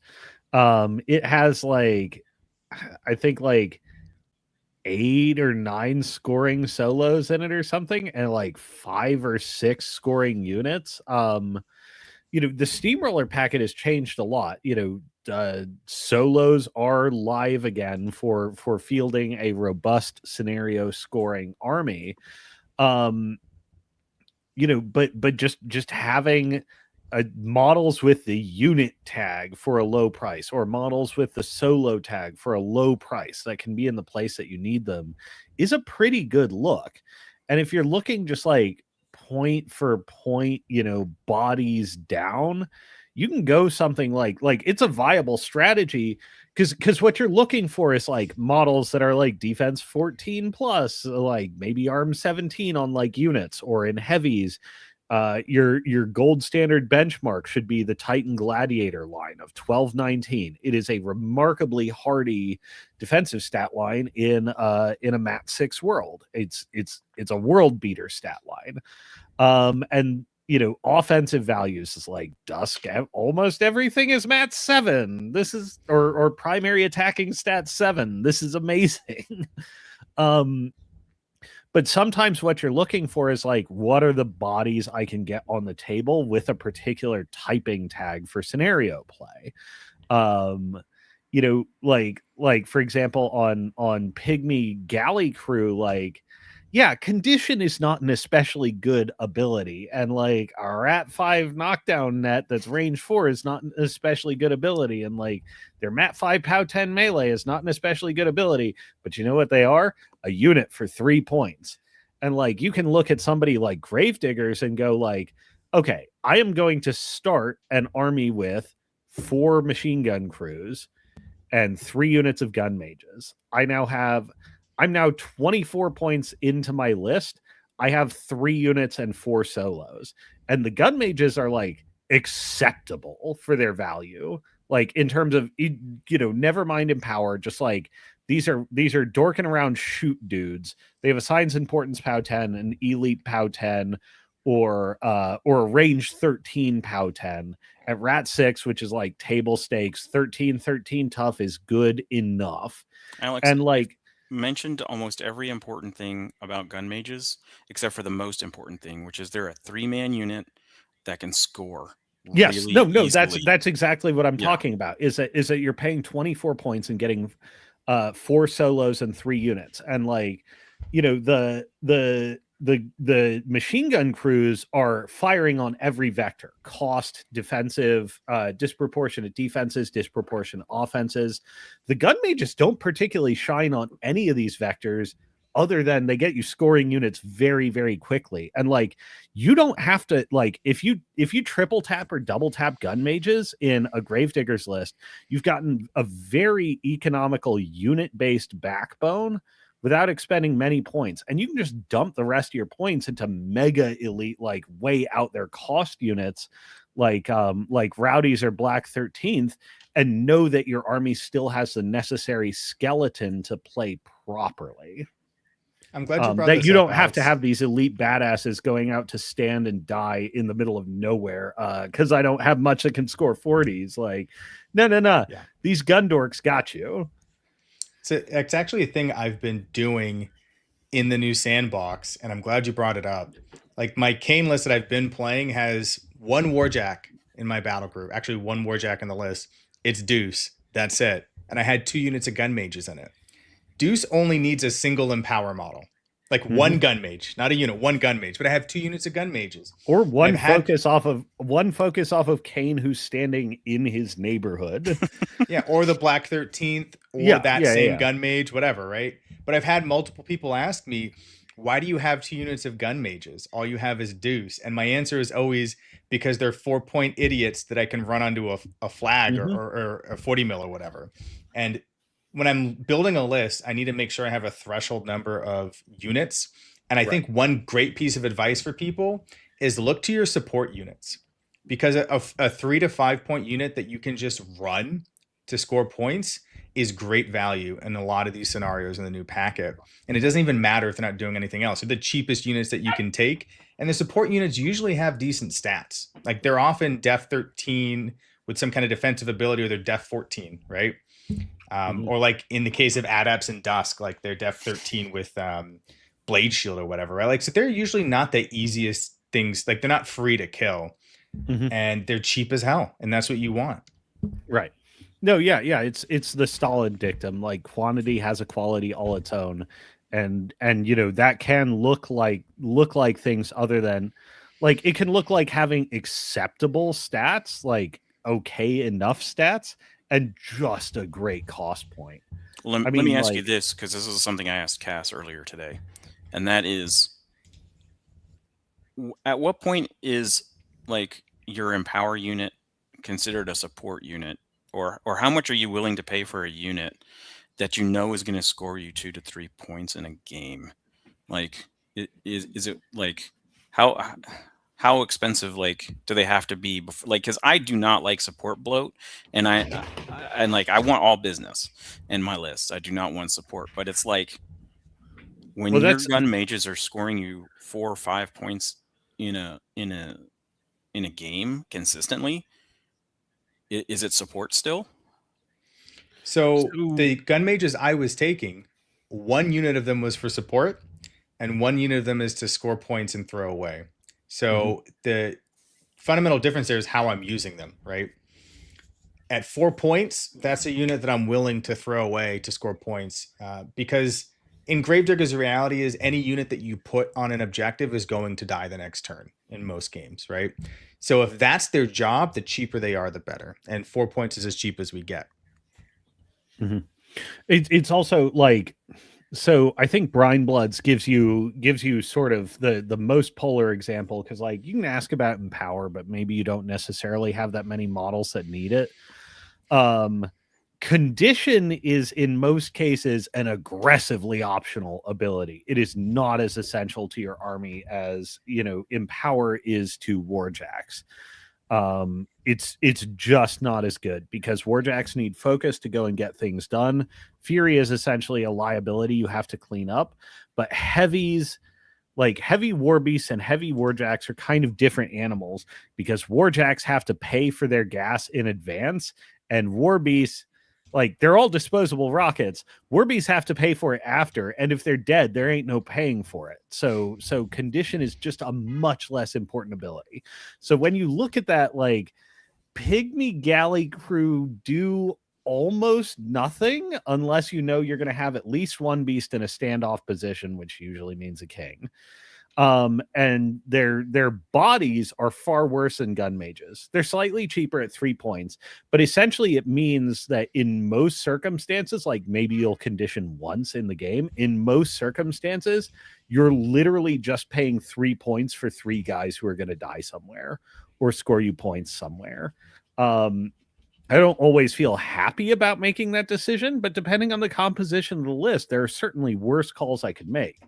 Gun mages are 1 point more, and like, yeah, you have a single jack, like, okay, fine, but like, you know, they're 1.3 points a guy, and if nothing else, they're speed 6 models with a range 13 POW 10 at an acceptable rat value and acceptable defensive values. Like, you would almost want to start all your all your Gravedigger armies maxing out gun mages, because pound for pound, you are not going to find better deals in terms of unit profiles, where they just go like, yeah, I have 1 or 2 warjacks, or like maybe my 1 unit of gun mage just like supports the army, and then these 6 other dudes are just dorking around being speed 6 and range 13. That's actually awesome. That's so awesome.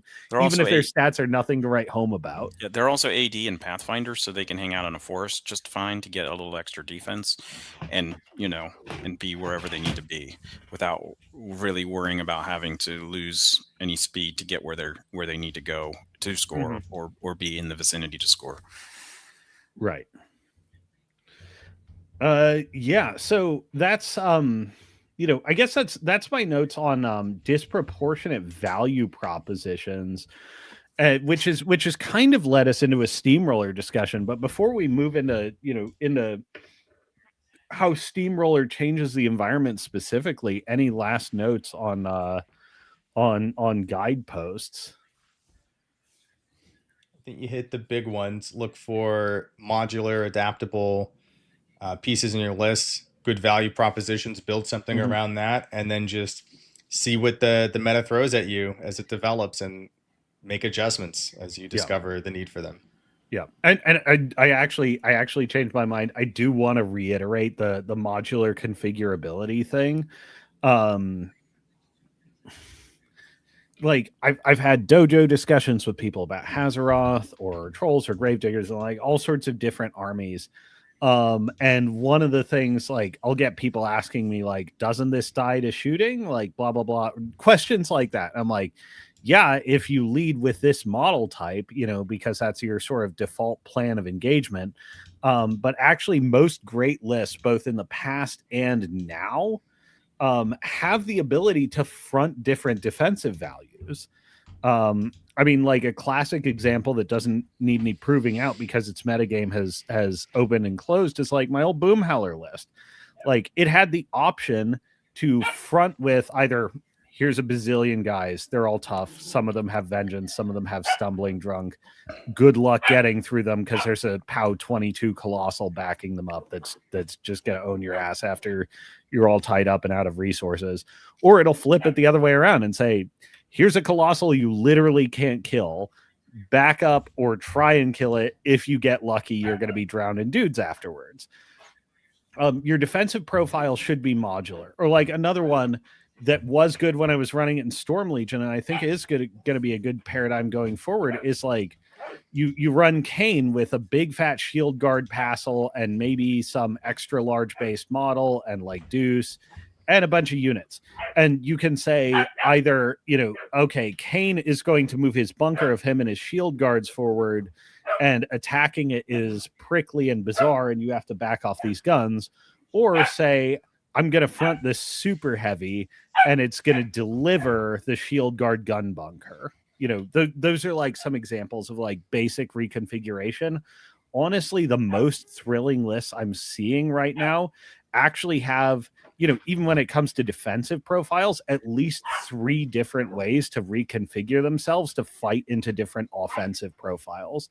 We're long past the days of like, where it's a one size fits all deceleration deflection bunker or something like that. You really are in needing flexibility and the ability to respond to the tactical situation. I have to see about the dog. I don't know why he's being loud.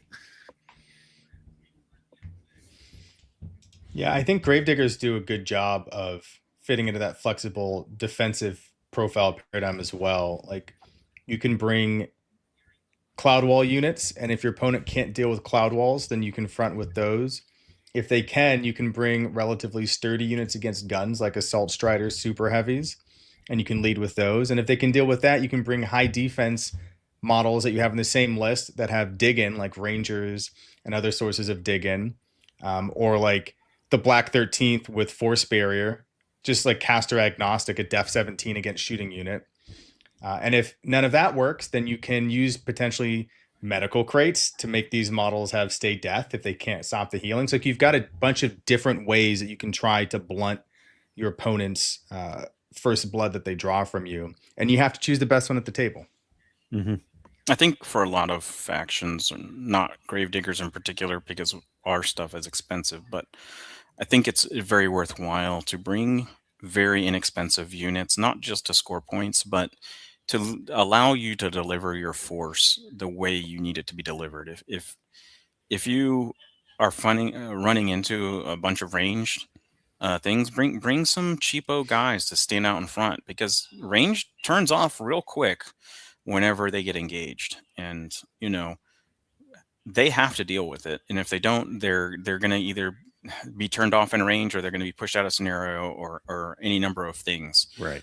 And so, kind of back to Cosmo's point, a large army is kind of like a value in and of itself, right? Bring plenty of models that your opponent has to deal with, because you're going to eat their clock, you're going to force them to make decisions, and all these things are going to allow them to put pressure on them to allow them to make those mistakes. So against a ranged heavy army, kind of a lot of dudes is a good defense against it, and it'll allow you to deliver your quality either to the objectives or to the opponent's pieces as needed. So it's difficult, because I mean, Gravediggers does have a lot of tools that a lot of armies don't have. So you kind of have to think about like these things. Another good answer is just a lot of boxes. Maybe you have some cheap box units, or maybe you have some cheap light jacks that you can put out in front with decent defensive values. Oh yeah, we haven't even talked about Patriots being 13-17 with 26 boxes. Like that's quite often with set defense. Yeah, offensively, they're not a great value proposition, but defensively, man, that's annoying. And they all have Foxhole Buddy on the chassis, so if they're base to base the dug-in model, they're dug, or they get the benefits of being dug in. Right, but I was more trying to speak to other factions, because I mean, oh sure, I mean, I think an example, and actually, it's probably a paradoxical example because it's so expensive. But the Zephyr is actually a great example of that. Like, score scenarios, you can go and hang out in rough terrain now, and like it's ridiculously annoying to shoot at, and it has a bunch of boxes. Like Zephyr's kind of a gross value proposition. It's great for letting your army navigate engagement, because it's no slouch on the approach and drawdown either, and it's fast. I think the blimps and all the factions that can take them also sit in that kind of place where they diversify basically every faction's defensive profile, and still can fight when they get engaged, or models get close to them as well when they have to. In fact, I wore my my Jeff Zach fundraiser alternate jersey today. Oh, nice! That's funny. My camera's following me, but it's got a little blimp on it, because I think the Sky Raider and the Sky Bomber are going to be pretty valuable in 2026. So they are. And if you're right with that, if you can run a journeyman warcaster or a true mercenary or whatever you want to call them on one side and a blimp on the other, and allow your caster to take its whatever Cosmo usually calls it, like its machine, or what do you call the dynamo? Yeah, your dynamo. You just allow your dynamo to dominate the center of the board. Like that can deal. I mean, because the scenarios this year are very spread out. And if you're not having they're spread, but they're less than they used to, or like they're in tighter clusters, I should say. Like the urgency of having totally autonomous flank play is like not as much as it used to be. It's still there, but it's not as crazy. Well, some of us only have casters with a 12 control areas, so the ability to spread out for you, depending on what casters you take and what casters you have access to, might be very limited. Like, so maybe bringing 2 blimps, or maybe bringing, a journeyman, and is a very good plan. Like that's actually good advice in general. Just like, I think because it is very easy when you're in dojo mode to get like math and numbers and combo brained. Like a lot of people say, like, oh, Warmachine is the war game that's most like Magic the Gathering because it's all about combos. So like, no. Warmachine is like most war games where it's all about positioning. Like, it just superficially looks like it's about combos. Even if the scenarios are getting more tightly clustered, and like even when they're not, like even when they are super tightly clustered, like your army should just have modules in it that are comfortable operating away from your caster and outside of their control area. Well, it feels bad because your combo brain isn't getting to like tee off on it. Like, it's just good to have things that can go and get things done away from the core army and not need to rely on it. Like, you should just be doing that. I mean, this is Beatnik brings up a good point. Like, if you're concerned about ranged, like maybe you bring like a Nastilla or some other models in your army that can just revive and make it very difficult for your opponent to kill the entire unit, you know, and you just bring them back. And it's like, now they're just shooting into nothing, right? Like they're using up their attacks, they're using up their time. You know what I mean? You're moving your army forward, you're getting into the scenario position. You know, there's things that can be done. But you have to plan for them in advance. You know, it's kind of like Cosmos said, you can't get into combo mode and pretend like that's the way the game plays. The game is a lot about position. It's a lot about being prepared for what you think the enemy is going to be bringing to the table and having a plan. How am I going to deliver this, you know, wombo combo, I touch you and you die piece to your enemy's, you know, main dynamo, you know, and win. You know, you can do that, but you still have to plan for a delivery method and plan for ways to not lose on scenario in the meantime, etc. So, oh man! All right. Well, I think we're actually running out of time to do a full steamroller run through as far as the implications of this. But you know, I will deliver my last thoughts in saying that an unknown metagame can be scary, but if you actually like put your brain toward it, there's actually a great deal that we can know about what the future territory is going to look like, even though so many models have changed, even though the sandbox is so different. There's sort of some eternal strategies that are revealed, but even so, it's a great time to get out there and experiment. So Brandon, I'm gonna give the last word to you. Any urgings for interesting places where people should be panning for gold? I think look at the scenario packet and see just how many flags there are and realize that solos have a hugely increased value. So find solos in your faction that are cheap enough, you're happy to have them babysit a flag, are ideally durable enough that they're not trivial to remove, and in the best case, have some kind of range or contribution they can do while sitting on that flag.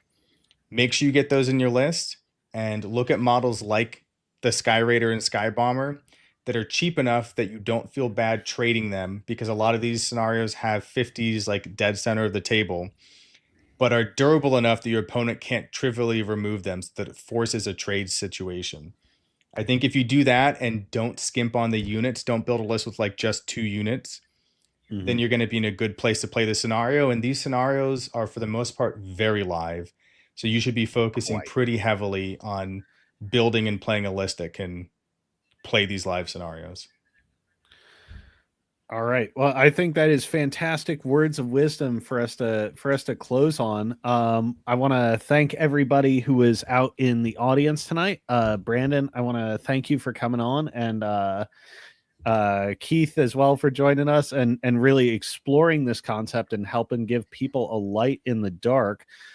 If you are still watching and you are not already subscribed, go ahead and do that. Hit the bell icon too.